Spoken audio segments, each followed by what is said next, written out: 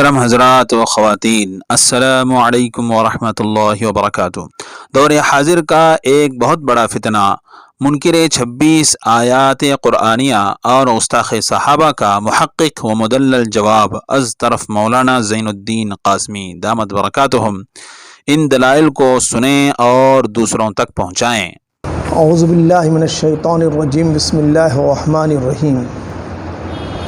وَإِذَا تُتْلَى عَلَيْهِمْ آيَاتُنَا بَيِّنَاتٍ قَالَ الَّذِينَ لَا يَرْجُونَ لِقَاءَنَا نَأْتِ بِقُرْآنٍ غَيْرِ هَذَا أَوْ بَدِّلْهُ قُلْ مَا يَكُونُ لِي أَنْ أُبَدِّلَهُ مِنْ تِلْقَاءِ نَفْسِي إِنْ أَتَّبِعُ إِلَّا مَا يُوحَى إِلَيَّ إِنِّي أَخَافُ إِنْ عَصَيْتُ رَبِّي عَذَابَ يَوْمٍ عَظِيمٍ قُل لَّوْ شَاءَ اللَّهُ مَا تَلَوْتُهُ عَلَيْكُمْ فلا ادراکم به فقد لبثت فیکم عمرا من قبله افلا تعقلون فمن اظلم ممن افترى على الله كذبا او كذب بآیاته انه لا يفلح المجرمون۔ یہ سورہ یونس کی آیت نمبر 115 اور 116 اور 117 آیت رہا ہے، اور آیات کا ترجمہ یہ ہے کہ جب ان کے سامنے ہماری آیتیں کھلی کھلی، جب صاف صاف واضح، جس کی مراد اور مفہوم واضح ہیں، یعنی کھلے ہوئے ہیں، اس کے معنی سمجھنے میں کچھ بھی آدمی کو کنفیوز ہوتا نہیں ہے، جب ان کے سامنے ہماری کھلی کھلی آیتیں پڑھی جاتی ہیں، کہتے ہیں وہ لوگ جو ہماری ملاقات کی امید نہیں رکھتے، یعنی یہ اشارہ ہے کفار کی طرف جو عقیدہ آخرت کے منکر ہیں، یعنی آخرت کا انکار کرتے ہیں۔ کیا کہتے ہیں؟ قال الذین لا یرجون لقاءنا، کہتے ہیں وہ لوگ جو ہماری ملاقات کا یقین نہیں رکھتے ہیں، لقاءنا نأتی بقرآن غیر ھذا، یعنی اس کے علاوہ دوسرا کلام پاک لے آؤ۔ جو کلام پاک تم پیش کر رہے ہو یہ عجیب و غریب کلام پاک ہے، اس کے اندر ہم کو ہماری آزادی کی کچھ بھی اجازت نہیں ہے، ہم اپنی مرضی سے جیسا چاہے زندگی نہیں گزار سکتے، اس لیے کہ تمہاری کلام کے اندر حلال و حرام کی حد ہے، اور ہم لوگ جیسے چاہے زندگی گزار سکتے ہیں، اس لیے کہ کفار مکہ جو ہے کمزوروں کا مال لوٹ لے کر کھاتے تھے۔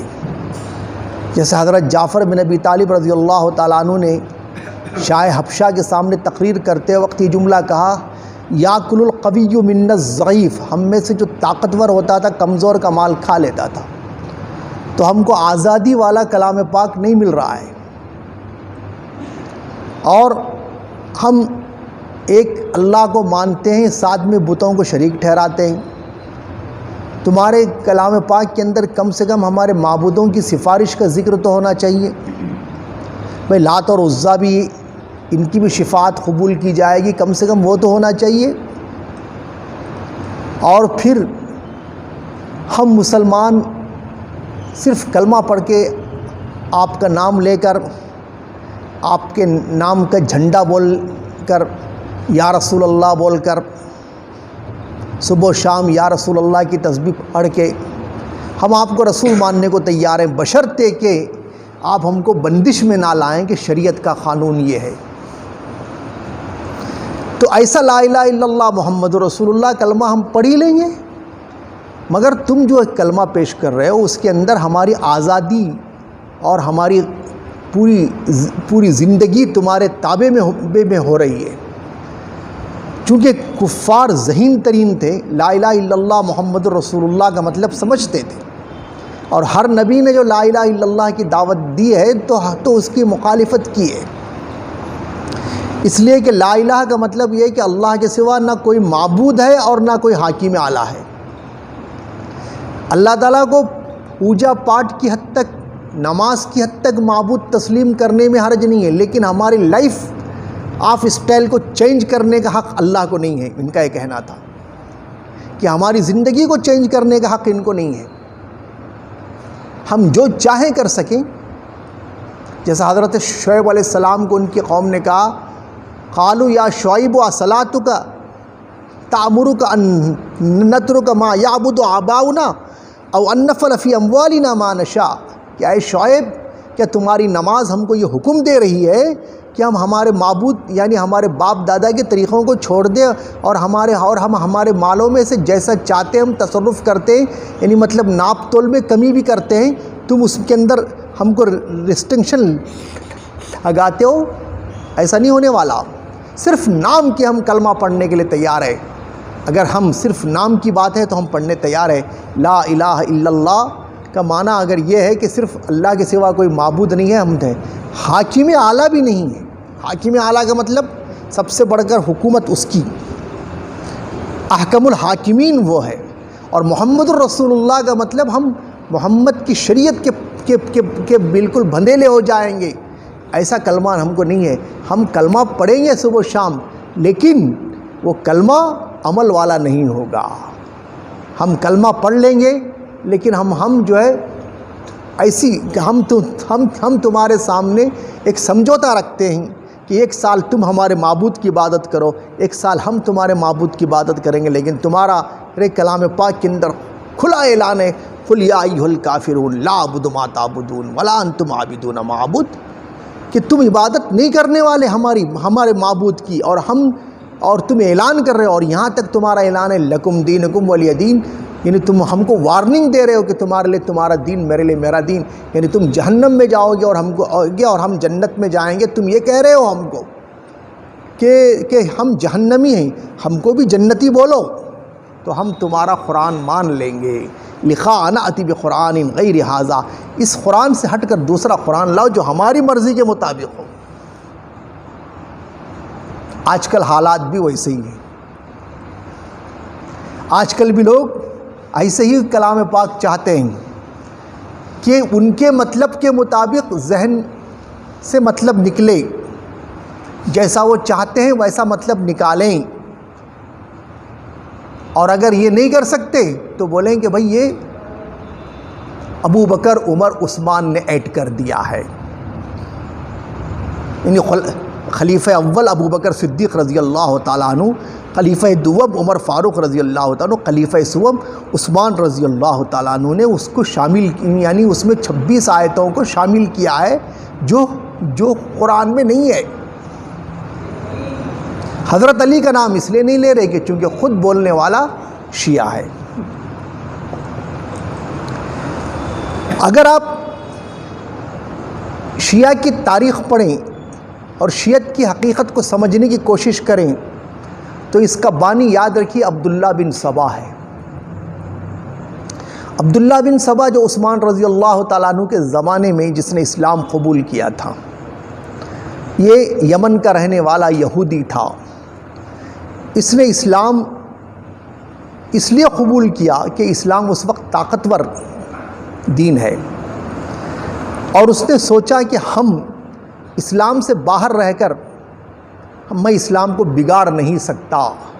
تو اسلام کو بگاڑنے کے لیے اس نے اسلام قبول کیا. یہود کی ذہنیت وہی شیعت کی ذہنیت ہے. شیعہ جو ہے نا وہ کون ہیں؟ عبداللہ بن سبا اس کا بانی ہے. اس نے کہا کہ میں باہر رہ کر اسلام کو بگاڑ نہیں سکتا، اب مجھے مسلمان ہو کر آستین کا سانپ بن کر مجھے دوغلی پالیسی اختیار کرنی پڑے گی. تو اس نے 35 ہجری میں اسلام قبول کیا ایکٹنگ کے لیے. اب بظاہر مسلمان ہوا، حقیقت میں یہ یہودی تھا، یمن کا رہنے والا، اور اس کے پیچھے ایک ٹیم تھی. عمر فاروق رضی اللہ تعالیٰ عنہ کے دور میں ایسے فتنے اٹھے نہیں. کیوں نہیں اٹھے؟ حضور صلی اللہ علیہ وسلم نے عمر فاروق رضی اللہ تعالیٰ عنہ کو فتنوں کا قفل کہا تھا، لاک.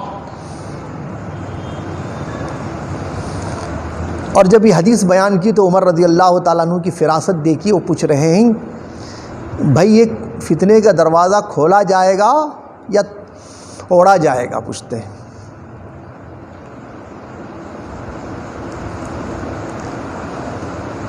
تو راوی کہتا ہے کہ نہیں، فتنے کا دروازہ توڑا جائے گا، یعنی عمر رضی اللہ تعالیٰ عنہ کی شہادت ہوگی، آپ کی وفات کے بعد کھولا نہیں جائے گا، بلکہ وہ فتنے کو بند ہونے کا جو دروازہ ہے اسے توڑ دیا جائے گا، یعنی آپ کی شہادت ہوگی۔ تو عمر رضی اللہ تعالیٰ عنہ کہتے پھر تو میں کچھ نہیں کر سکتا، اگر وہ دروازہ توڑا گیا تو میں کچھ نہیں کر سکتا، اگر کھولا جاتا تو میں اس کو بند کرنے کی کوشش کرتا تھا۔ تو بہرحال عثمان رضی اللہ تعالیٰ عنہ بیچارے بہت نرم دل کے خلیفہ تھے، خلیفہ برحق تھے، لیکن بہت نرم دل کے تھے۔ ان کی نرمی سے لوگوں نے فائدہ اٹھایا ہے، تو اور 35 ہجری میں ان کو شہید کر دیا ہے، اور سب سے پہلے مسلمانوں نے ظلم کے طور پر جس کو شہید کیا، جو مظلوم شہید ہے، وہ عثمان رضی اللہ تعالیٰ عنہ جو سب سے مظلوم ہیں اور خلیفہ راشد ہیں۔ اس وقت آپ کو نہایت ظلم کے ساتھ شہید کیا گیا۔ ان کے زمانے میں اس نے اسلام قبول کیا اور اسلام کو بگاڑنے کی کوشش کی۔ اس کے پیچھے ایک بہت بڑی تحریک تھی، سبائی تحریک بولتے ہیں، اس کی ایک لمبی تاریخ ہے، شیعت کی یہی بنیاد ہے، چاہے کوئی لاکھ مانے یا نہ مانے، چونکہ شیعہ کا لفظ عربی زبان میں اور کلام پاک کے اندر جو موجود ہے، شیعہ کے معنی گروپ کے آتے ہیں، جماعت، سپورٹر، اور یہ لفظ کلام پاک میں ہے موجود، شیعہ کے معنی جماعت۔ اس وقت کیا ہوتا تھا، شیعان علی یعنی علی کے کی حمایت کرنے والوں کو کہا جاتا تھا، شیعان معاویہ امیر معاویہ رضی اللہ تعالیٰ عنہ کی حمایت کرنے والوں کو کہا جاتا تھا۔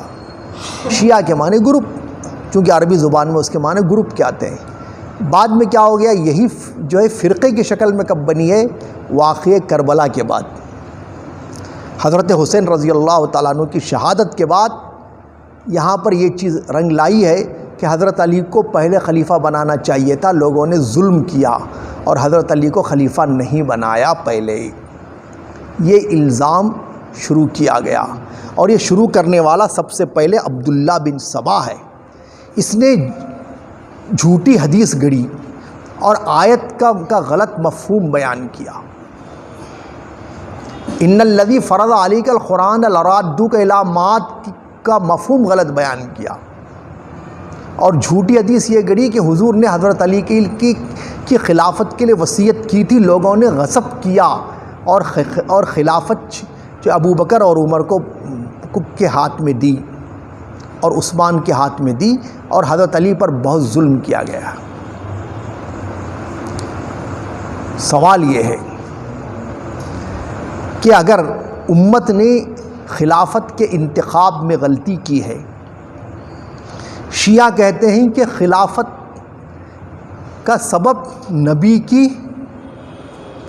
قرابت ہے، قرابت کے معنی رشتہ داری، نبی کا جو جتنا قریب ہے وہی خلافت کا حقدار ہے، تو حضرت علی زیادہ قریب ہیں۔ اہل سنت والجماعت کہتے ہیں کہ نہیں، خلافت کا مستحق ہونے کے لیے نبی کی قرابت نہیں ہے، بلکہ قرب الہی ہے۔ اللہ کے نزدیک جو جتنا عمل اور تقوی کے لحاظ سے قریب ہوتا ہے وہ خلیفہ برحق ہے۔ اب سب سے زیادہ خلیفہ برحق کے مستحق حضرت ابو بکر صدیق رضی اللہ تعالیٰ عنہ ہیں، جن کو اللہ تعالیٰ نے یہ کہا کہ ان اللہ معنا، یعنی حضور صلی اللہ علیہ وسلم نے فرمایا لا تحزن ان اللہ معنا، مت غمگین ہو، بے شک اللہ ہمارے ساتھ ہے۔ تو حضور کے ساتھ ہونا ان کو غار ثور میں نصیب ہوا ہے۔ حضرت علی رضی اللہ تعالیٰ عنہ کا واقعہ لوگ بہت اس سے بیان کرتے ہیں کہ دیکھو حضرت علی کی کیا شان ہے کہ آپ بستر پر سوئے جبکہ کفار قتل کے لیے گھیرے ہوئے تھے۔ بے شک حضرت علی کی بڑی قربانی ہے، اس میں کوئی دو رائے نہیں، لیکن ابو بکر صدیق کی قربانی کو گھٹا نہیں سکتے آپ، کیونکہ معمولی بات ہے، ایک آسان جواب کہ جب کرفیو کا وقت آتا ہے تو جب شہر میں کرفیو لگ جاتا ہے تو اور شوٹ اینڈ سائٹ کا آرڈر ہوتا ہے تو گھر سے باہر نکلنے والا سیفٹی میں رہتا نہیں، گھر کے اندر نکلنے والا سیفٹی رہتا ہے۔ مکے میں شوٹ اینڈ سائٹ کا آرڈر تھا ابو بکر صدیق اور حضور کے لیے، جہاں ملے ان کا سر لائے تو اسے 100 اونٹ کا انعام دیا جائے گا۔ اس وقت ابو بکر صدیق باہر تھے اور حضرت علی گھر میں تھے۔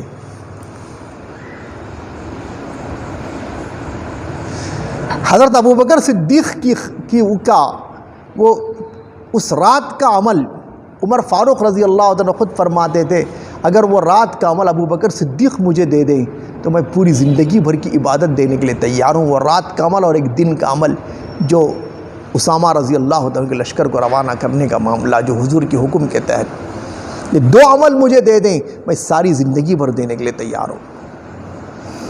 یہ اتنی بڑی قربانی دیا اس شخص نے، لا تحزن ان اللہ معنا، بے شک مت غمگین ہو، بے شک اللہ ہمارے ساتھ ہے۔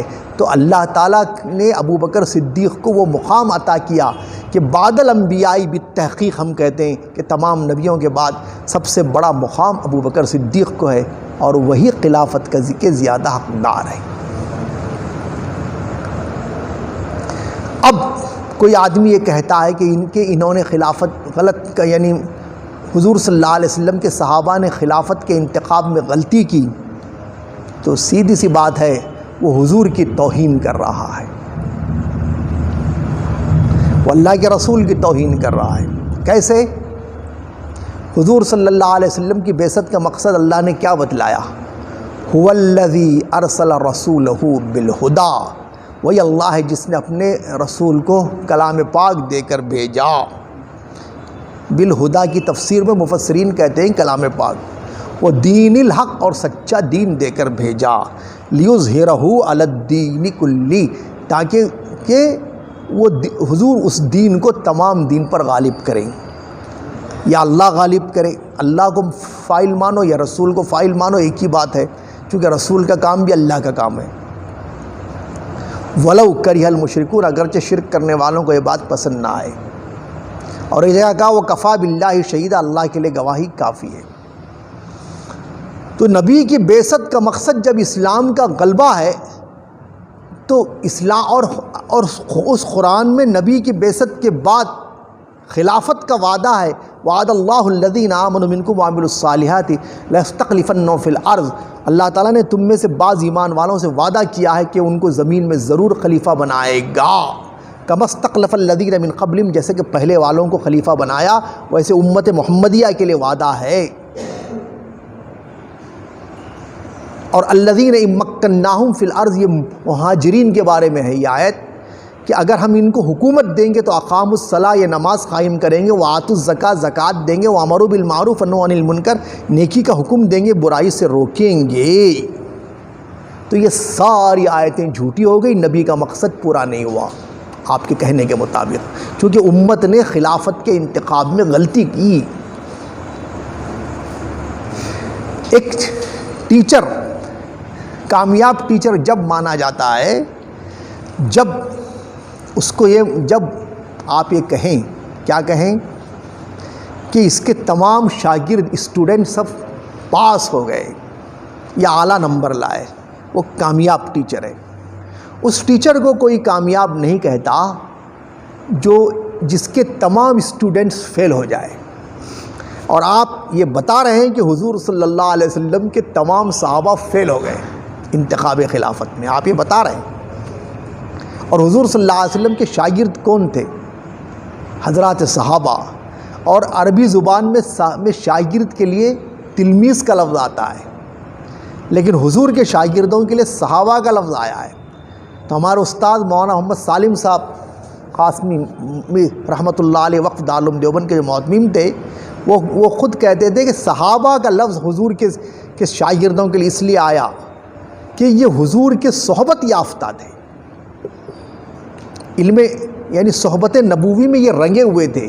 تو آپ یہ دعویٰ کر رہے ہیں کہ انتخاب خلافت میں جب غلطی ہو گئی ان سے تو لیظہرہ علی الدین کلی، مقصد بعثت یعنی اسلام کا غلبہ نہیں ہو سکا اور خلافت قائم نہیں ہو سکی. سارے صحابہ نے غلطی کر دی، نعوذ باللہ من ذالک.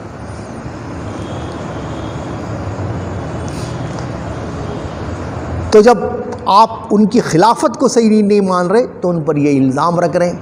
جو لوگ خلافت کے بارے میں ان پر الزام رکھتے ہیں وہ یہ بھی بول رہے ہیں کہ انہوں نے کلام پاک میں تحریف کی ہے، جبکہ یہاں یہ آیت بتاتی ہے لکھا انا اتی بقرآن غیر ھذا. کفار مطالبہ کر رہے تھے کہ اس قرآن سے ہٹ کر کوئی اور قرآن لاؤ، او بدلو، یا اسے تھوڑا چینج کر دو. کس سے مطالبہ تھا؟ حضور سے. حضور صلی اللہ علیہ وسلم کیا فرما رہے ہیں، جس کی بات کو اللہ نے یہاں نقل کیا، قل ما یکون لی، اے محمد صلی اللہ علیہ وسلم آپ فرما دیجئے مجھے اختیار نہیں ہے ان ابدلہ من تلقاء نفسی، کہ میں میری مرضی کے مطابق قرآن کو چینج کروں. میری مرضی کے مطابق، یہ لفظ بتا رہا ہے کہ اللہ کی مرضی کے تحت قرآن کی آیت رسول کی موجودگی میں کینسل بھی ہو سکتی ہے، منسوخ بھی ہو سکتی ہے، بھلائی بھی جا سکتی ہے، اور اللہ تعالیٰ روک بھی سکتے ہیں کہ اور اللہ تعالیٰ جو ہے جیسے چاہے آیت ہوتا ہے، اللہ تعالیٰ کو حق ہے وہ چینج کر سکتا ہے. ما ننسخ من آیت او ننسها ناتی بخیر منہا او مثلہا.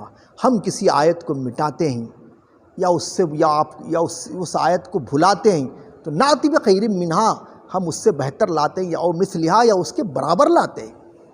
اللہ کو حق ہے، نبی کو حق نہیں کہ اپنی مرضی سے چینج کرے. ان ابدلہ من تلقاء نفسی، جب نبی کو حق نہیں ہے تو رسول کی صحابہ، وفادار صحابہ، صحبت نبوی میں رنگے ہوئے صحابہ، اور ابو بکر صدیق جن کا لقب ہی صدیق ہے.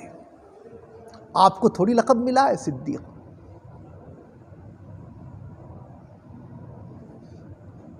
صدیق کے معنی بہت سچ بولنے والا. یہ لقب ابو بکر صدیق کو ملا ہے،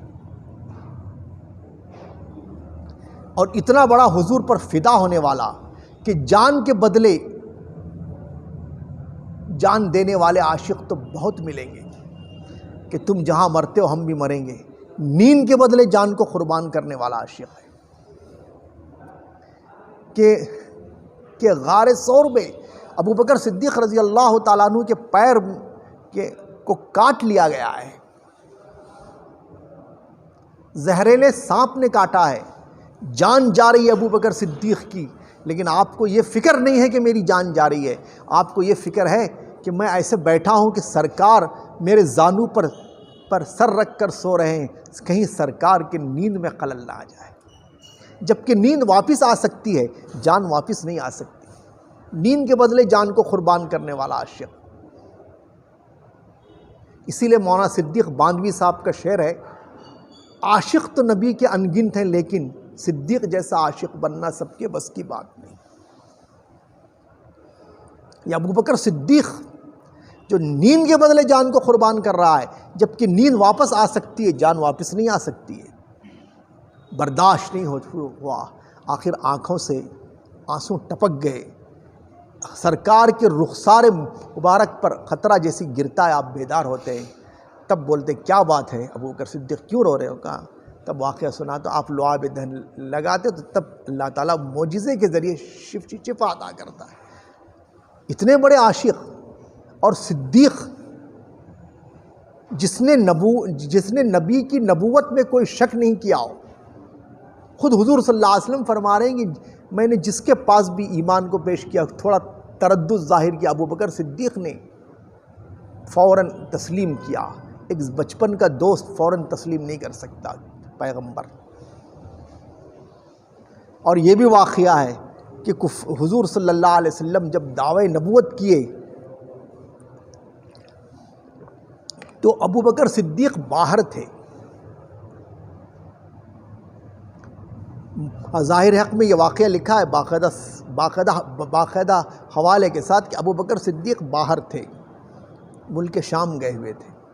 واپس آ رہے تھے تو ملک شام میں ایک عیسائی یا یہودی عالم نے ابو بکر صدیق کو بہت غور سے دیکھا اور ان کے ہاتھ کا نشان بھی دیکھا اور کہا کہ آخری نبی کی حمایت کرنے والے آپ ہیں، آپ کے اوپر پوری علامتیں ہماری کتاب میں فٹ آ رہی ہیں، آخری نبی کا ساتھ نہیں چھوڑنا۔ ابو بکر صدیق مکے میں داخل ہو رہے ہیں، کفار مکہ کہہ رہے ہیں تمہارے دوست نے نبوت کا دعویٰ کیا ہے، ہم تمہارا راستہ دیکھ رہے تھے، تم کیا ہے؟ تو ابو بکر صدیق کہتے اچھی بات ہے، میں جا کے بات کرتا ہوں، جاتے ہیں، کیا حضور آپ نے دعویٰ کیا ہے؟ کہا آپ نے کہتے محمد، ہاں، تو کہا لائیے میں سب سے پہلے مسلمان ہوتا ہوں، آپ مسلمان ہو جاتے ہیں۔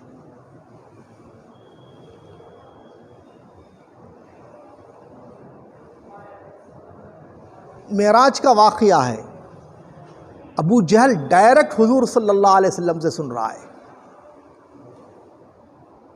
اور انکار کر رہا ہے اور کہتا ہے سب لوگوں کو جمع کروں گا، بولو گے آپ کے؟ اور تفریحاً کہہ رہا ہے، یعنی مذاق کے لیے مجمع جوڑ رہا ہے۔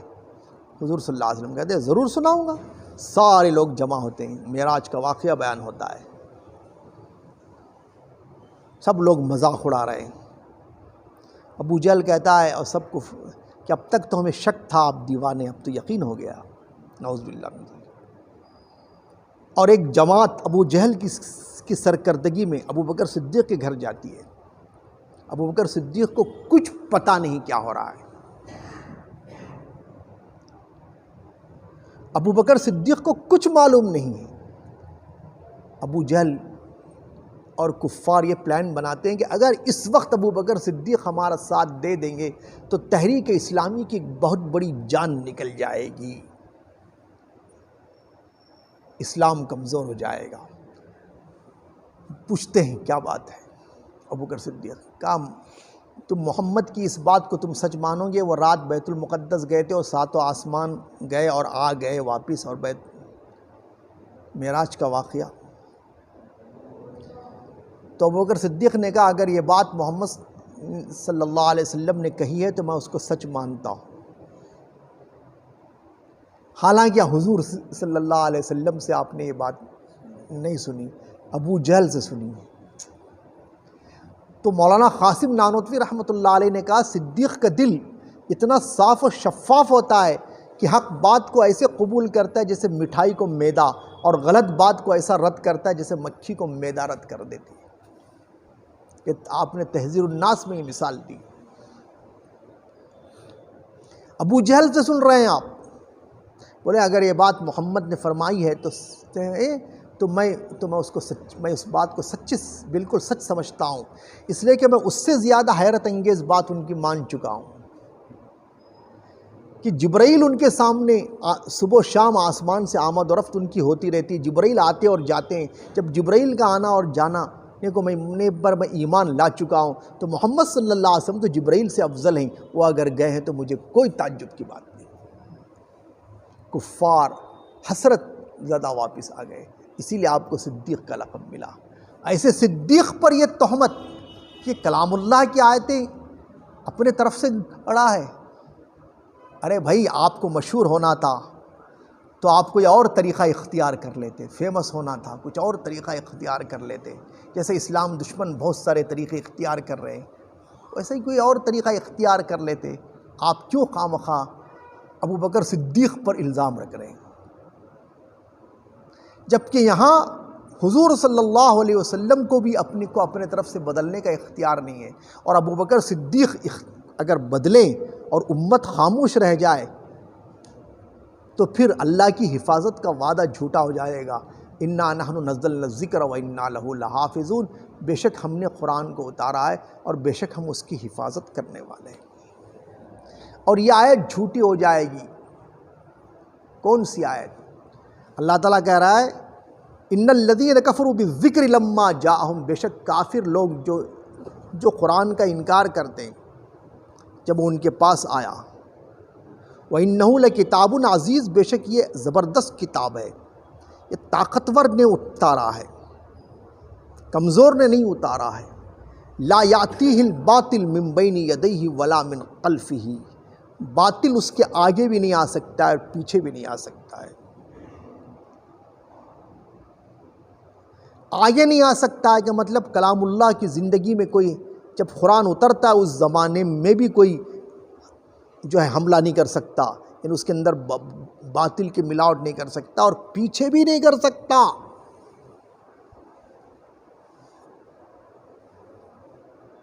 قُلْ لَئِنِ اجْتَمَعَتِ الْإِنسُ وَالْجِنُّ عَلَىٰ أَن يَأْتُوا بِمِثْلِ هَٰذَا الْقُرْآنِ لَا يَأْتُونَ بِمِثْلِهِ. اے محمد صلی اللہ علیہ وسلم آپ فرما دیجیے اگر سارے دنیا کے جن اور انس مل کر قرآن جیسے قرآن کو لانے چاہیں تو بھی نہیں لا سکے. لا یاتون بمثلہ ولو کان بعضهم لبعض ظہیرا، اگرچہ بعض دوسرے کے مددگار بن جائے.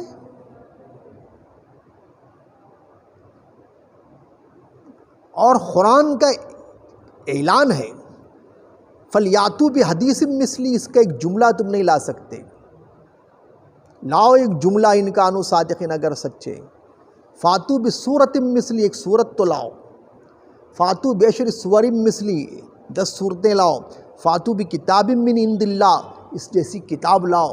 نہیں لا سکتے تو قیامت تک کے لیے چیلنج ہے کہ اگر سارے جنات و انسان جمع ہو کر اس قرآن جیسا قرآن لانا چاہیں تو بھی نہیں لا سکتے، اگرچہ ایک دوسرے کے مقابل بن جائیں اور یہ اگرچہ ایک دوسرے کے مددگار ہو جائیں، جبکہ یہ قرآن تمہاری زبان میں اترا ہے. تو ابو بکر صدیق کلام اللہ کے جو ہے میں کچھ آیت ایڈ کریں اور یہ کہ سارا مجمع خاموش ہو جائے تو تم یہ دعویٰ کر رہے ہو کہ محمد کے شاگرد فیل ہو گئے، نعوذ باللہ من ذالک. تو محمد کو تم ایک فیل ٹیچر ثابت کر رہے ہو.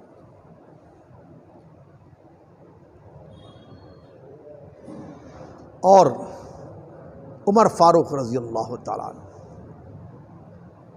جن کا لقب ہی ہے فاروق، جن کا لقب کیا ہے؟ فاروق. فاروق کے معنی کیا ہے؟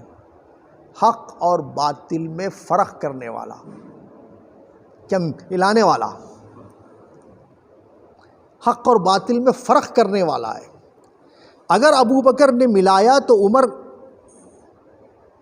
کو حضور نے جو لقب دیا وہ لقب جھوٹا ہو گیا. فاروق کا لقب آپ کو جو دیا ہے وہ جھوٹا لقب ہو گیا، نعوذ باللہ من ذالک. فاروق. اور پھر وہ عمر جس کی وجہ سے ابو ہریرہ رضی اللہ تعالیٰ عنہ ان کی زندگی میں حدیث بولنے کی ہمت نہیں کرتے تھے جلدی کہ عمر ہی بولیے. عمر رضی اللہ تعالیٰ عنہ کی وفات کے بعد جتنا آپ حدیث بولنے کی ہمت کیے، اس لیے کہ وہ مشہور واقعہ ہے کہ حضور کے زمانے ہی کا واقعہ کہ من قال لا الہ الا اللہ فدخل الجنہ، حضور کے کہنے پر ہی آپ اعلان کرتے جا رہے تھے. عمر رضی اللہ تعالیٰ عنہ راستے میں ملتے ہیں، دھکے دیتے ہیں اتنے زور سے کہ گر جاتے ہیں اور حضور کے پاس لے آتے ہیں اور بولتے ہیں آپ اگر یہ اعلان کریں گے تو لوگ عمل یعنی اس کے اوپر بھروسہ کر کے عمل چھوڑ دیں گے. وہ عمر قرآن کی آیت اپنے طرف سے کہے اور پھر عمر رضی اللہ تعالیٰ عنہ کے کرنے کے بعد سارے لوگ خاموش ہو گئے، تو اس کا مطلب اللہ تعالیٰ آپ کے نزدیک نعوذ باللہ من ذالک اللہ کی طاقت کمزور تھی. جس اللہ نے قرآن کی حفاظت کا وعدہ کیا ہے وہ آپ کے نزدیک کمزور تھا، نعوذ باللہ من ذالک. ہمارا تو ایمان ہے کہ وہ اتنا طاقتور ہے کہ دنیا کی کوئی طاقت اس کا مقابلہ نہیں کر سکتی. اور وہ وَلَمْ يَكُنْ لَهُ كُفُوًا أَحَدٌ، قرآن کہتا ہے اس کے برابر کوئی نہیں ہے. دنیا میں کتنے ہی بڑے بڑے شداد، نمرود، حامان، قارون پیدا ہوں گے، لیکن اللہ تعالیٰ کی شان میں کچھ بھی فرق نہیں آئے گا. وہ تم مانو گے تب بھی وہ اللہ ہے، نہیں مانو گے تب بھی اللہ ہے. تم محمد کو مانو گے تب بھی وہ رسول ہے، نہیں مانو گے تب بھی وہ رسول ہے۔ تم قرآن کو تم مانو گے تب بھی وہ قرآن اللہ کی کتاب ہے، نہیں مانو گے تو بھی وہ اللہ کی کتاب ہے، تم جاؤ گے جہنم میں۔ قرآن کے بارے میں اگر کوئی ہم کو اتنا بھی عقیدہ رکھتا ہے کہ یہ آیت پہلے ہے یہ آیت بعد میں ہے، وہ ترتیب حضور کے زمانے میں نہیں تھی، یہ عقیدہ رکھنے والا بھی کافر ہے۔ کیونکہ حضور صلی اللہ علیہ وسلم کے زمانے میں قرآن کی ترتیب تھی اور اسی ترتیب سے قرآن پڑھا گیا اور صحابہ نے پوچھا، اور حضور صلی اللہ علیہ وسلم نے حضرت جبرائیل کے ساتھ قرآن کو دور کیا، اور حضور صلی اللہ علیہ وسلم نے 5 دن سے کم جو ہے قرآن مکمل کرنے کی اجازت نہیں دی۔ یہ ساری ترتیب حضور صلی اللہ علیہ وسلم کی دی ہوئی ہے، اور حضور صلی اللہ علیہ وسلم کاتبان وحی کو کہتے تھے کہ یہ آیت فلاں جگہ ہے، یہ آیت فلاں جگہ ہے۔ ترتیب قرآن کے نزول کی ترتیب الگ ہے، اس کی تلاوت کی ترتیب الگ ہے۔ رہا عمر فاروق رضی اللہ تعالیٰ عنہ کا جنگ یمامہ کے بعد کہنا، اور ابو بکر صدیق کے زمانے میں زید بن ثابت کے سپرد کام کرنا، اور زید بن ثابت کے جملہ کہنا کہ ایک پہاڑ بھی اگر مجھے ہٹانے کو کہتے تو اتنا بھاری نہیں ہوتا، یہ اس کی وجہ یہ تھی کہ زید بن ثابت رضی اللہ عنہ خود کلام پاک کے حافظ تھے، اس کے باوجود صحابہ کرام کوئی ذمہ داری قبول کرنے سے ڈرتے تھے۔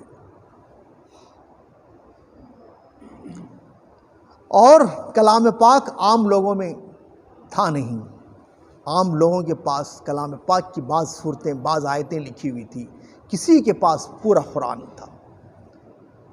اب رہا سوال کہ زید بن ثابت کو کیا اس کا علم تھا یا نہیں، وہ اللہ بہتر جانتا ہے، کیونکہ وہ بخاری کی حدیث کے اندر جو ہے اس کے اندر بھی تھوڑا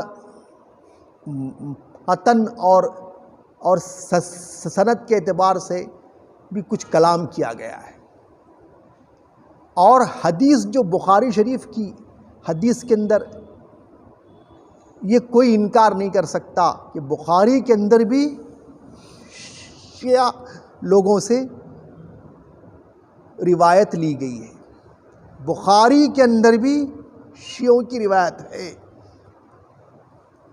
اس کو کوئی انکار نہیں کر سکتا۔ اس لیے کہ حدیث کے معاملے میں امام مالک رحمۃ اللہ علیہ سے بہتر کسی امام کا مسلک نہیں ہے۔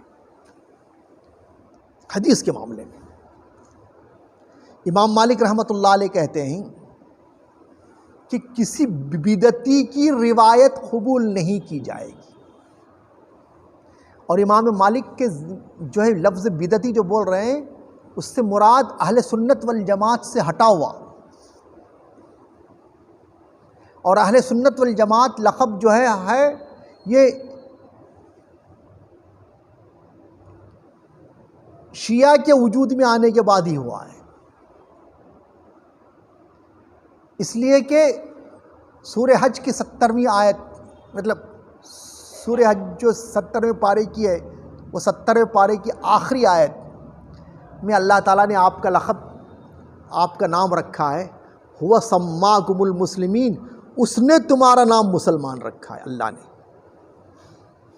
من قبل یعنی پہلے سے بھی، وفی حاذا اور اس دور میں بھی، یعنی شریعت محمدی کے دور میں بھی تمہارا نام پہلے سے مسلمان ہے۔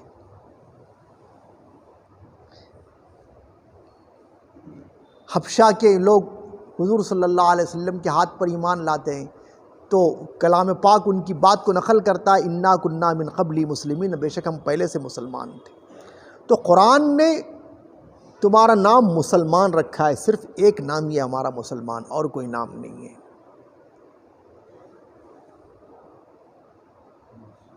ہم سے کہیں خبر میں نہیں پوچھا جائے گا آپ کس جماعت سے تعلق رکھتے ہیں، یہ سوال نہ خبر میں ہوگا نہ حشر میں ہوگا، صرف یہ پوچھا جائے گا آپ مسلمان ہیں یا نہیں۔ من ربک کا ما دینک کا من نبیک کا، تمہارا رب کیا ہے، کون ہے، تمہارا دین کیا ہے، تمہارا نبی کون ہے۔ اور مسلمان سے اگر صحیح جواب دے گا تو یہ سوال ہوگا کہ تو نے یہ علم کہاں سے سیکھا، تو بولے گا میں اللہ کی کتاب اور حضور صلی اللہ علیہ وسلم پہ جو نازل ہوئی ہے اس کے ذریعے سیکھ۔ تو میدان حشر میں بھی آپ سے سوال نہیں کیا جائے گا۔ تو بس جب شیعہ وجود میں آئے تو اہل سنت والجماعت کا لقب، سنت جو نبی کے طریقے پر چلتے ہیں، ان جماعت سے مراد صحابہ کی جماعت ہے اور کوئی جماعت نہیں۔ اہل سنت والجماعت کا مطلب یہی ہے کہ جو رسول اور صحابہ کے طریقے پر چلے، اور یہ حدیث سے نکالا گیا ہے کہ ما انا علی و اصحابی، جس طریقے پر میں ہوں اور میرے صحابہ ہیں، حضور نے فرمایا۔ تو اہل سنت والجماعت کا لقب اہل حق کے لیے بولا جاتا ہے، کہ کوئی نام رکھ لینے سے اہل سنت والجماعت نہیں بنتا، نام رکھنے والے بہت ہیں۔ تو اپوزٹ آف شیعہ، یہ لقب اہل حق کے لیے بولا گیا ہے۔ تو امام مالک رحمۃ اللہ علیہ فرماتے ہیں کہ اہل سنت والجماعت یعنی جو رسول اور صحابہ کے طریقے پر جو نہیں چلتا ہے، یعنی جس کے عقائد رسول اور صحابہ کے طریقے سے ملتے نہیں ہیں، وہ بدعتی ہے، اس کی روایت قابل قبول نہیں ہے۔ امام مالک رحمۃ اللہ علیہ کہتے ہیں کہ بدعتی کی روایت نہیں قبول کی جائے گی، اسی لیے موطا امام مالک، جو امام مالک رحمۃ اللہ علیہ نے کتاب لکھی ہے، اس کے اندر کوئی بدعتی کی روایت نہیں ہے۔ موطا امام مالک میں کوئی راوی شیعہ نہیں ہے، یہ ہم ڈنکے کے چوٹ پر بول سکتے ہیں۔ لیکن امام مالک کے سوا دوسرے امام ابو حنیفہ رحمۃ اللہ علیہ، امام شافعی، امام احمد بن حنبل رحمۃ اللہ علیہ، ان حضرات کا مسلک یہ ہے کہ اگر بدعت کا داعی نہیں ہے، اپنے عقیدے کی دعوت نہیں دے رہا ہے، تو اس کی روایت قبول کی جائے گی۔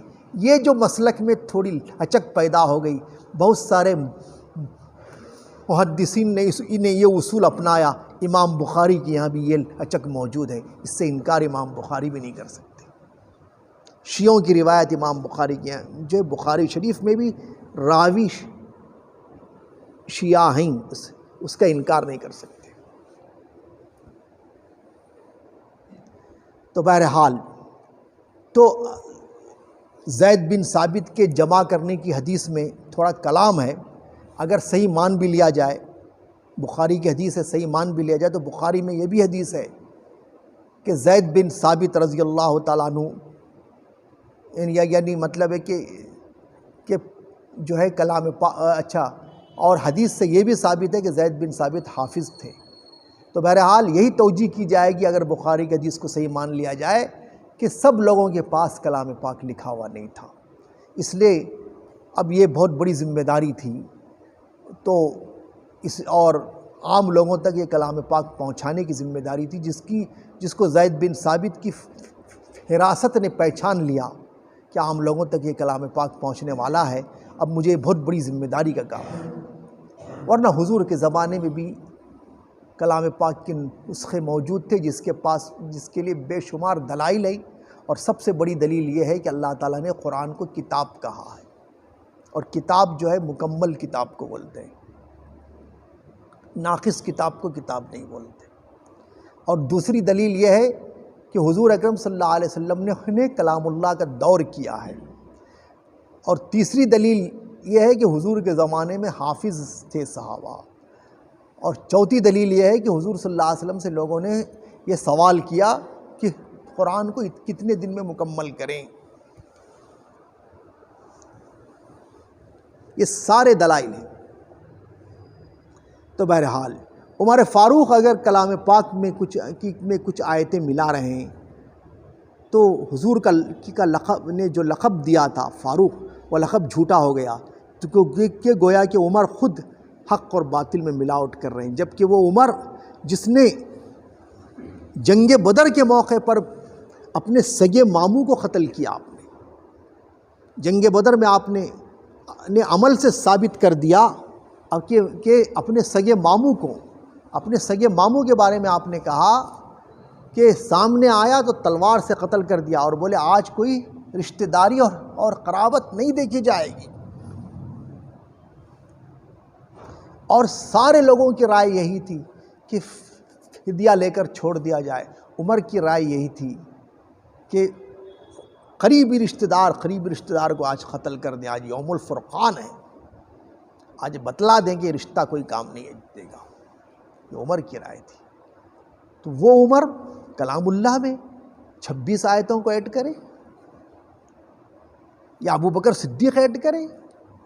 اچھا عثمان رضی اللہ تعالیٰ، ان کا لقب ذی النورین ہے. ذی النورین کا مطلب دو نور نظر حضور صلی اللہ علیہ وسلم کی ان کے نکاح میں ہے. پہلی جو آپ کی بیوی ہے وہ رقیہ رضی اللہ تعالیٰ، جو حضور صلی اللہ علیہ وسلم کی دوسری بیٹی. ان کے انتقال کے بعد ام کلثوم سے آپ نے نکاح کیا. اس کے بعد 9 ہجری میں وفات ہونے کے بعد حضور صلی اللہ علیہ وسلم نے فرمایا اگر میری 100 بیٹیاں ہوتی اور ایک کے بعد ایک اگر انکار کرتی تو میں عثمان ہی کو دیتا. مطلب ایک کے بعد اگر ایک انتقال کرتی رہتی تو میں وہ عثمان ہی کو دیتا. اتنا بڑا مقام. اور عثمان کے سوا کوئی آدمی ایسا نہیں ہے جس کے نکاح میں ایک کے بعد دیگر، ایک کے بعد یعنی ایک پیغمبر کی بیوی ایک کے بعد یعنی یک کے بعد دیگر، ایک کے بعد دوسرے، یعنی ایک کے انتقال ہونے کے بعد دوسری پیغمبری بیٹی پیغمبر ہی کی، ایک ہی پیغمبر کی بیٹی اس کے نکاح میں آئی ہو. یہ سوائے عثمان کے کوئی نہیں، جن کا لقب ذی النورین ہے. اور یہ تمام صحابہ وہ ہیں کہ جن کے بارے میں حضور نے عشرہ مبشرہ کا مطلب حضور نے ان کو دنیا میں جنت کی بشارت پرٹیکولر دی ہے. اس میں کسی کے لیے تو بہت زیادہ بشارت ہے. جیسے عثمان رضی اللہ تعالیٰ عنہ کے بارے میں حضور نے جنگ تبوک کے موقع پر فرمایا یا کئی بار جنت کی بشارت دی اور فرمایا یا اللہ میں عثمان سے راضی ہوں، تو بھی راضی ہو جا. وہ عثمان کلام پاک کی آیتیں کیسے ملائیں گے؟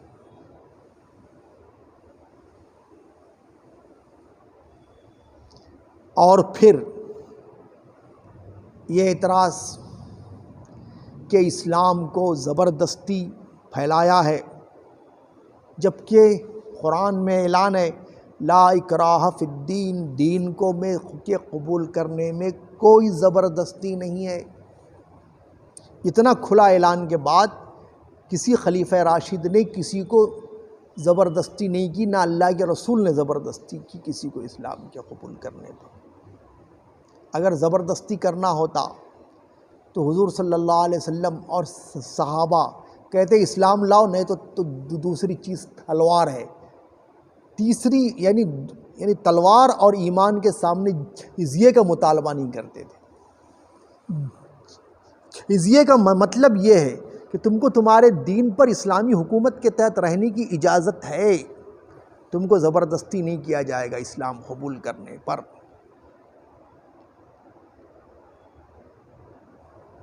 تم سے جو معاہدہ ہوگا تمہارے مذہب کی رعایت کی جائے گی، لیکن یہ کہ تم کو زبردستی اسلام قبول کرنے پر مجبور نہیں کیا جائے گا. کون اسلام قبول کیا؟ عمر رضی اللہ تعالیٰ عنہ کے زمانے کا مشہور واقعہ ہے ہرمزان کا. ہرمزان صحابہ دیکھیں کتنی ایماندار تھے.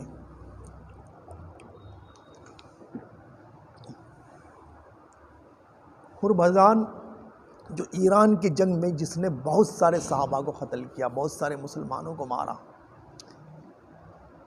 گرفتار ہو کے آیا عمر رضی اللہ تعالیٰ عنہ کے پاس. عمر رضی اللہ تعالیٰ عنہ کے پاس جب اسے لایا گیا تو ہرمزان کو قتل کا حکم دے دیا عمر فاروق رضی اللہ تعالیٰ عنہ. اب ہرمزان نے پانی مانگا، کہا کہ مجھے ایک گلاس پانی دے دو، قتل سے پہلے میں ایک گلاس پانی پینا چاہتا ہوں. پانی پیش کیا. اس نے وہ چالاکی کی، پانی کا گلاس ایسا اٹھایا، پیالہ اٹھا کے رکھ دیا. چالاکی، ہوشیاری. عمر رضی اللہ تعالیٰ عنہ نے کہا آپ کیوں نہیں پی رہے؟ پی لو۔ کہا مجھے ڈر ہے کہ میں پانی پیتا رہوں گا کہیں آپ لوگ قتل نہ کر دیں، مجھے پانی پینے کی مہلت نہ دیں گے۔ تو عمر رضی اللہ تعالیٰ عنہ نے کہا ایسا نہیں ہوگا، کوئی تمہیں قتل نہیں کرے گا، تم پانی پیتے رہو گے تو اللہ تم کو قتل نہیں کرے گا، پانی پینے کے بعد اطمینان سے قتل کیا جائے گا۔ جب تک تم یہ پانی نہیں پیو گے تم کو قتل نہیں کیا جائے گا، اطمینان رکھو۔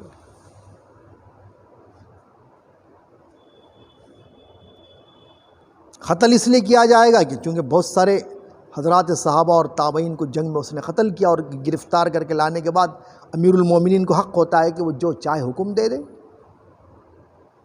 تم مستحق قتل ہو، قتل کیا جائے گا ضرور، جب تک تم یہ پانی نہیں پیو گے نہیں قتل کیا جائے گا۔ اس نے اس پانی کو الٹ دیا، پانی زمین میں چلا گیا۔ کہا اب آپ مجھے قتل نہیں کر سکتے۔ کہا وہ کیسے، تم نے تو دھوکہ دیا۔ کہا آپ نے کیا کہا ہے ابھی؟ جب تک تم یہ پانی نہیں پیو گے میں تمہیں قتل نہیں کروں گا۔ اب میں یہ پانی تو نہیں پی سکتا، آپ مجھے دوسرا پانی پلائیں گے تو وہ پانی دوسرا ہوگا، یہ پانی تو میرے پینے کے لائق نہیں ہے، یہ پانی تو میں پی نہیں سکتا۔ اب قیامت تک آپ اگر چاہیں گے تو بھی یہ پانی نہیں پیوں گا میں، یہ پانی پی نہیں سکتا مجھے، کیونکہ پینے کی طاقت ہی نہیں ہے، اب تو زمین میں چلا گیا ہے، اور اس کو آپ پانی مجھے دے ہی نہیں سکتے آپ، اور یہ پانی پلا ہی نہیں سکتے آپ، اور دوسرا پانی پلائیں گے تو اور دوسرا پانی پلا کر قتل کریں گے تو آپ وعدے کی خلاف ورزی کر رہے ہیں۔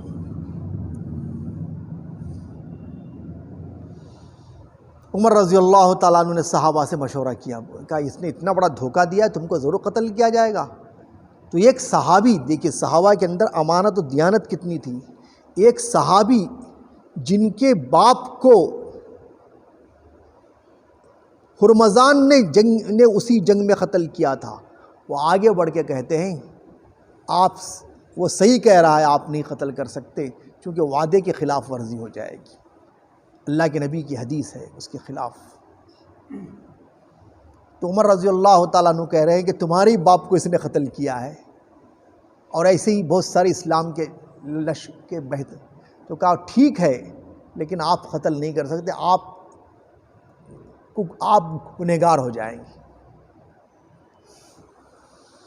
تو عمر رضی اللہ تعالیٰ عنہ کہتے ہیں ٹھیک ہے، جب تم نے بچنے کا راستہ نکال ہی لیا ہے چلو اسے قید کر دو، چلو قتل تو نہیں کر سکتے، قید کر دو۔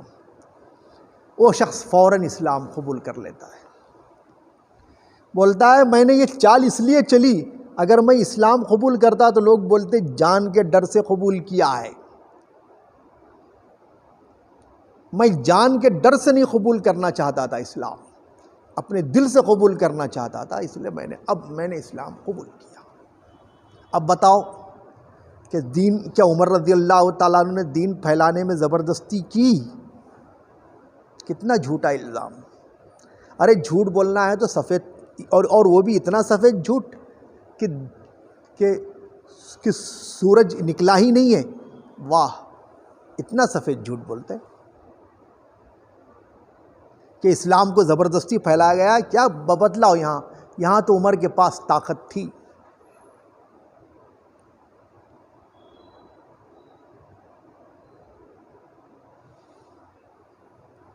اور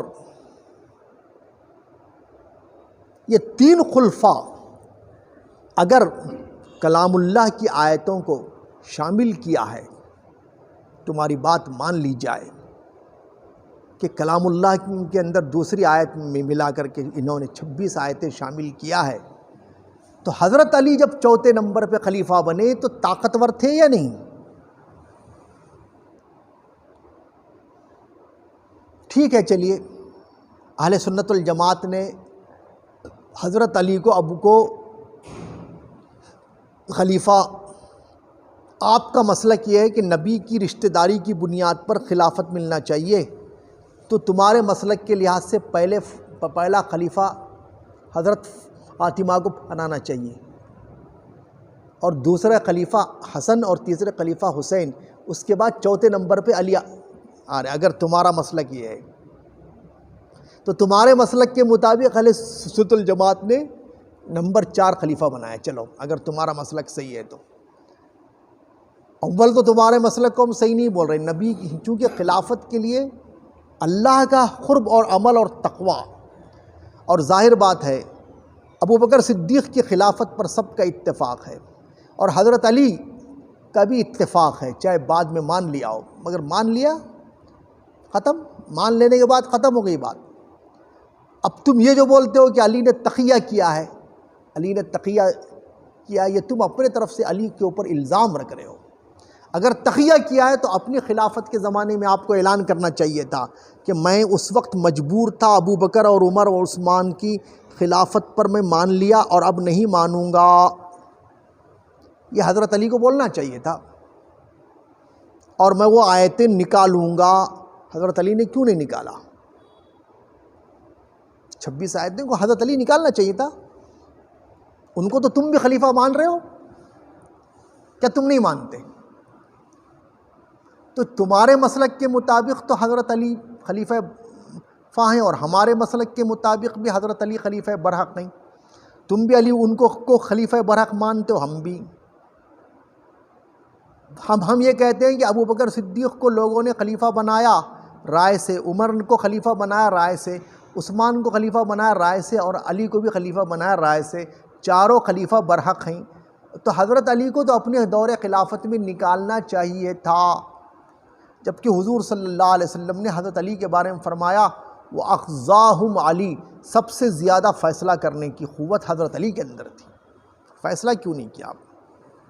اتنے بڑے خلیفہ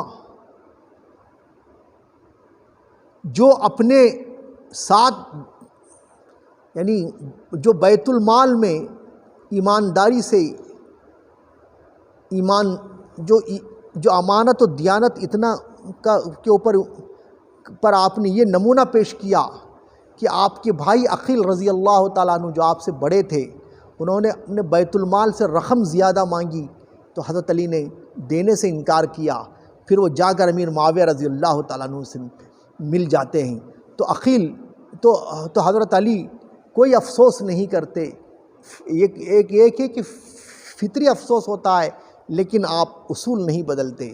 تو وہ علی، اگر عمر اور ابو بکر اور عمر اور عثمان نے 26 آیتیں اگر شامل کی ہیں تو ان کو نکالنا چاہیے تھا، علی کو کیوں نہیں نکالا ہے؟ اس کا جواب دیجیے۔ خلافت کے دور میں کیوں نہیں نکالا؟ تمہارا تو عقیدہ ہے کہ امام غائب کے پاس کلام پاک ہے، ہمارا عقیدہ تو نہیں ہے الحمدللہ۔ ہمارا عقیدہ ہے کہ اللہ نے اس قرآن کی حفاظت کی اور قیامت تک یہ کلام پاک محفوظ رہے گا، اس میں کوئی رد و بدل نہیں کر سکتا۔ تو چلیے، ان اتبع الا ما یوحی الیہ، میں نہیں پیروی کرتا ہوں، یعنی اللہ کے رسول صلی اللہ تعالیٰ کہلوا رہا ہے کہ میں اس قرآن کو میرے طرف سے بدل نہیں سکتا، میں اللہ بدلنا چاہے تو بدل سکتا ہے، اور اب کوئی بدل نہیں سکتا، چونکہ حضور آخری نبی ہیں، اور حضور کے بعد کوئی نبوت کا دعویٰ کرتا ہے تو جھوٹا دعویٰ ہے۔ ان اتبع الا ما یوحی الیہ، میں نہیں پیروی کرتا ہوں مگر جو وہی مجھ پہ اتاری گئی ہے۔ غلام احمد قادیانی لعنت اللہ علیہ، اس کا دعویٰ بھی جھوٹا ہے، اور بھی کوئی دعویٰ کرے جیسے فرقہ مہدویہ دعویٰ کرے وہ بھی جھوٹا دعویٰ ہے، چونکہ فرقہ مہدویہ کا یہ عقیدہ ہے کہ حضور کی پیروی کرتے ہوئے دوسرا آدمی نبوت کا دعویٰ کر سکتا ہے، بلکہ نعوذ باللہ من ذالک۔ تو یہ اب تو حضور کے آخری نبی ہیں اور خاتم النبیین ہیں، تو حضور کے بعد کوئی نبی آ ہی نہیں سکتا، تو پھر تو کلام پاک کو بدلنے کا اختیار کسی کو نہیں ہے، حضور کے بعد نہیں ہے، اور حضور کو بھی زندگی میں حضور کو بھی اختیار نہیں تھا اپنے طرف سے بدلنے کا۔ ان اتبع الا ما یوحی الیہ، میں نہیں پیروی کرتا ہوں مگر جو مجھ پر وحی ہوئی ہے، جو وہی مجھ پر اللہ نے اتاری ہے، وہی میرا کام ہے کہ میں تم کو سناتا ہوں۔ یا ایھا الرسول بلغ ما انزل الیک من ربک، اے رسول پہنچاؤ جو آپ کے پاس اتارا گیا۔ وَإِن لَّمْ تَفْعَلْ فَمَا بَلَّغْتَ رِسَالَتَهُ، اگر تم نے کام نہیں کیا تو حق رسالت ادا نہیں کیا، پیغمبری کا حق ادا نہیں ہوا۔ واللہ یعصمک من الناس، اللہ تمہارے لوگوں کے ظلم سے حفاظت کرے گا۔ ان اللہ لا یہدی القوم الکافرین، اللہ کافروں کو ہدایت نہیں دیتا ہے۔ ان اتبع الا ما یوحی الی، اور اس کے بعد اتنا ہی نہیں، انی اخاف ان عصیت ربی عذاب یوم عظیم، میں ڈرتا ہوں کہ اگر میں میرے رب کی نافرمانی کروں قیامت کے دن کے بڑے عذاب سے، یعنی اگر میں اپنے طرف سے کچھ ملاؤں تو اللہ کا عذاب آئے گا مجھ پر۔ قل لو جب حضور پہ عذاب آئے گا تو ابو بکر اور عمر اور عثمان پر نے اگر کلام اللہ میں کچھ آیتوں کو ملایا، ان پر عذاب کیسے نہیں آیا؟ قل لو شاء اللہ ما تلوت علیکم ولا ادراکم بھی، اے محمد صلی اللہ علیہ وسلم آپ فرما دیجئے اگر اللہ چاہتا تو میں تمہارے پاس تلاوت نہیں کر سکتا تھا، ولا یعنی میں تم کو پڑھ کے نہیں سنا سکتا تھا، ولا ادراکم بھی، اور نہ میں تم کو یہ بتلا دیتا، یعنی اللہ اگر چاہتا تو میں تمہارے پاس تلاوت نہیں کرتا اور میں تم کو بتلاتا نہیں، لیکن میں جب بتلا رہا ہوں اور تمہارے سامنے پڑھ رہا ہوں تو اللہ چاہ رہا ہے۔ فقد لبثت فیکم عمرا من قبلہ، میں تمہارے سامنے ایک طویل عمر گزار چکا ہوں پہلے سے بھی، کہ میرا بچپن سے 40 سال تک تم نے دیکھا ہے کہ میرے زبان سے کبھی ایسا کلام نکلا نہیں ہے، اور میں یکائک کوئی دوسرا کلام نہیں پیش کر سکتا۔ افلا تعقلون، کیا تم عقل نہیں رکھتے؟